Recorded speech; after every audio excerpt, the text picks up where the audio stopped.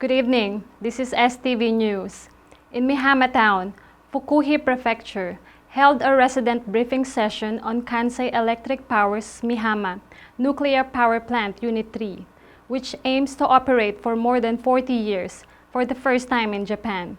Officials from the Nuclear Regulation Authority, Kanden, and the Cabinet Office explained the results of the national examination, facility safety measures, and evacuation plan in the event of an accident. The National Cancer Center has released an estimate on 31st that 40% of patients who died of cancer were in pain during the month before they died. Some patients may not have adequate palliative care to relieve their pain. The Ministry of Health, Labor, and Welfare has decided to consider transfer support measures for adults with disabilities, such as employment support facilities, so that the persons with disabilities who are 18 years of age or older and are admitted to facilities for children with disabilities can lead independent lives.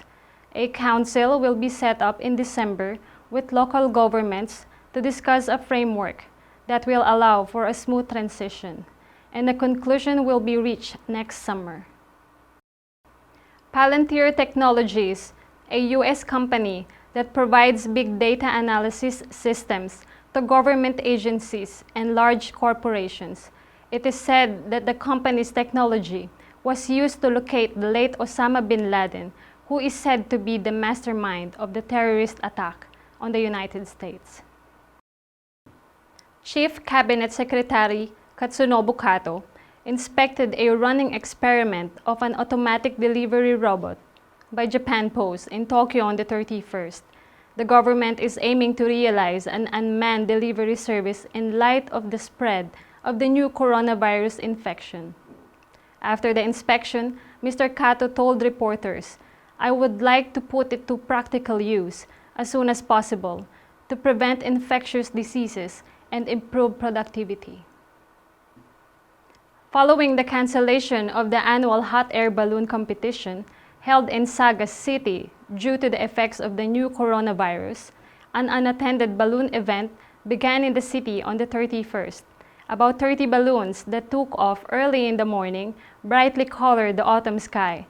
The event is until November 3rd. Shonan won the competition, although the match was predominant from the first half. The goal was far from the goal, still in the 34th minute of the second half. Hiroshi IBUSUKI shook his right foot to break the equilibrium and defended. Yokohama C made a chance by pressing from a high position but lacked deciding power. And that's all for today. See you tomorrow for another news update.